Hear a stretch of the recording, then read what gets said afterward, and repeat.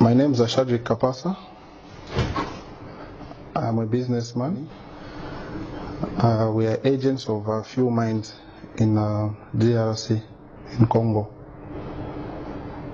My complaints are, I supplied some gold to a pastor in South Africa, Pastor Shepherd Bushiri, 2 years ago. He got the gold. He called me to come and collect the money in South Africa, and he changed the story. He had me arrested. He connived with the police. They arrested me that I have swindled him money, and he couldn't show the proof. But meantime, he got the gold, and he told me to come and collect the money in South Africa. When I got to South Africa, he had me arrested for 8 months. I wasn't alone. We were 4 of us. When we got there from last year, myself, I spent 8 months in prison in Sun City. It was all over media. I'm not accusing anybody. I've got enough proof to show what I'm talking about. Bushiri came to my office in Zambia. We had a meeting. I've got the pictures. I've got the footage of everything. The only thing I want is the South African government to help me to recover the money from this guy. For me, I don't care about how people they are praising him to be their pastor. According to me, he is a crook and he got my money and I want it. And I'm not going to stop here. I will make sure that my money is recovered. He made me arrest. He arrested innocent people, these 3 guys that are seated with me. If he can see, he knows the faces and he knows what he did to these innocent people. He kept them in prison for 1 year plus.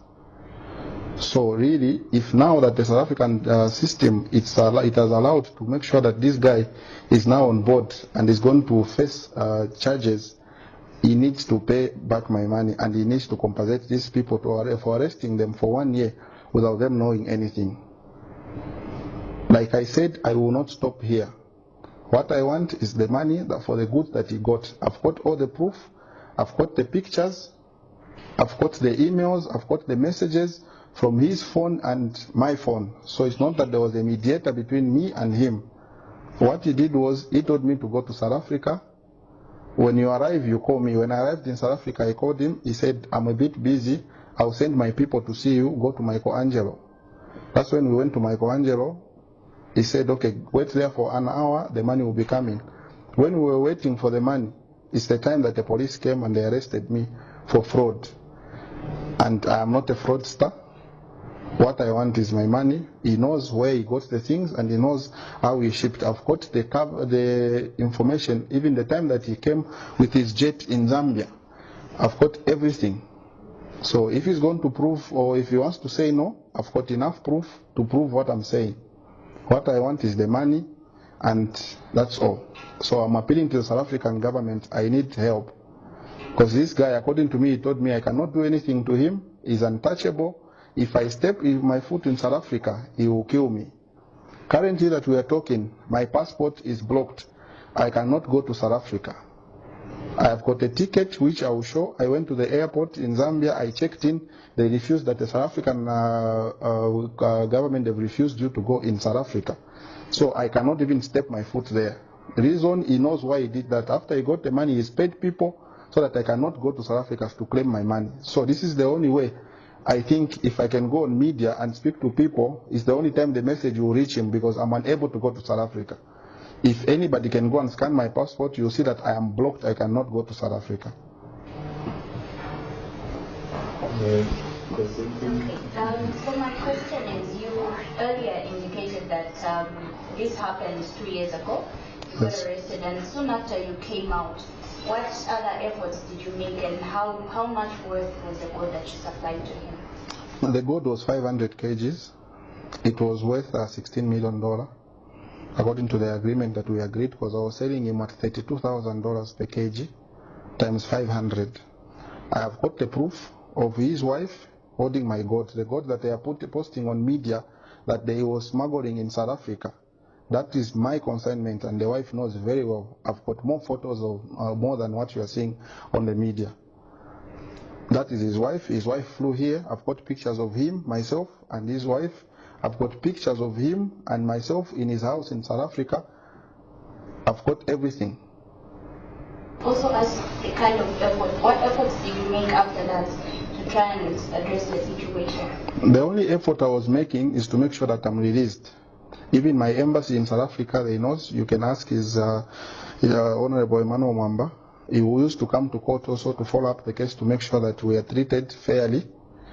And when we came out, I got threats that I'm going to be killed.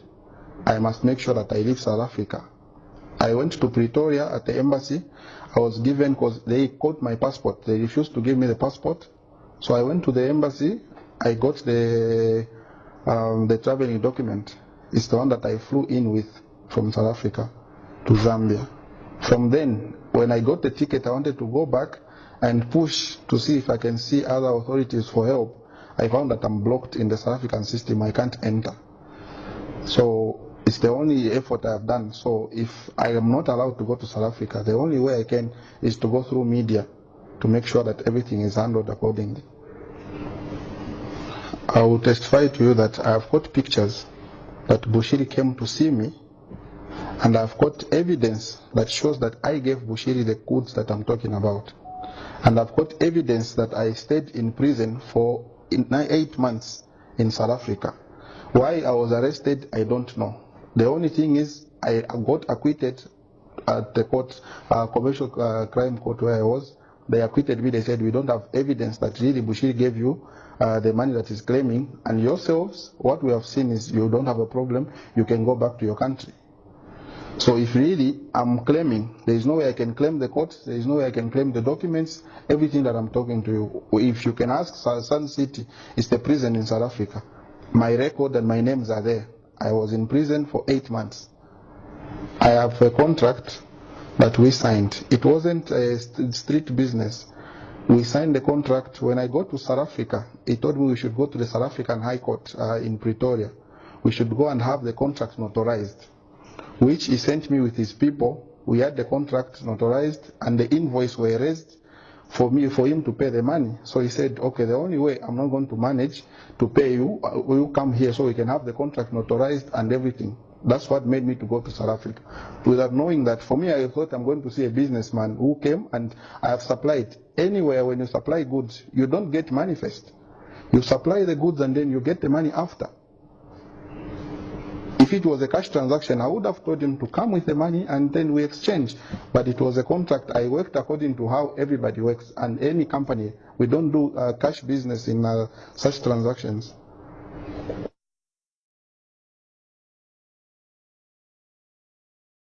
It was all over media. There is no Zambian that doesn't know what I'm talking about. Right now, I'm unable to work. There are few people that I'm doing business with.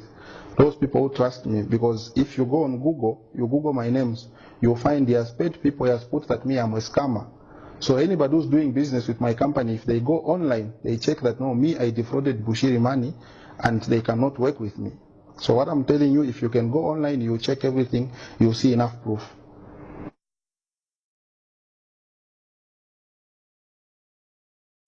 My advice is they should not trust the guy.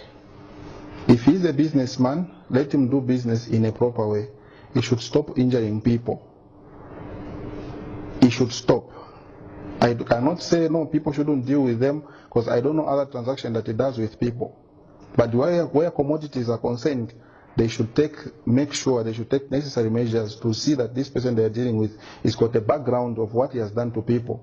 They must be very careful, because he's not somebody that you can trust with anything. I'll be honest with you. Concerning what I want from Bushiri, I do not expect any Zambian who goes to Bushiri's church to comment. Because the only people I will see, it's them and not Bushiri. Because as it is now, I cannot see Bushiri. So whoever, I am not warning them and it's not a threat. I am advising them to just keep quiet and let the law take its course. Because no matter what they are going to write on media, no matter insults they are going to put, it will not help them. It will only make sure it will put their prophets in problems. Because I'm not going to end here, like I said.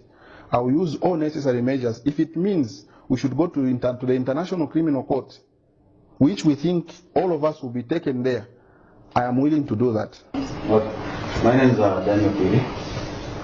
I was together with Mr. Pastor in prison. We got arrested like he told you. We spent like for us, the three of us, we spent like 1 year. Yeah, we spent like 1 year, but according to what we used to stay inside there, it was just okay. There was nothing like torturing us, no.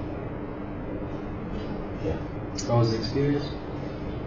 No, being a man, you have to understand the situation, then you move on. And how did you manage to come out? Because they didn't find anything on us. Yeah, according to the investigation they made. So they just said, you guys, you are free to go. But me, the only thing that I got shocked with was that why the man of God can do that, such a thing. That was my main word. So even the guys who are following Bushiri here, I'm not saying that maybe they should stop or what, but according to what they believe on him, with me, it's different. Because he was a man of God. And I don't think the man of God can do that.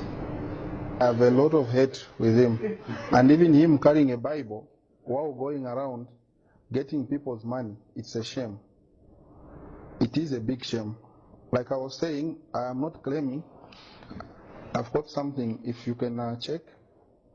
This is Honorable Emmanuel Mamba and myself. This was the day that I got released. I think he even gave a press briefing. This is Bushiri in my office and myself. He was wearing a blue jacket and I'm the one in a gray suit. These are his two men. This guy, his name is Duncan Otieno, and myself there at the South African High Court.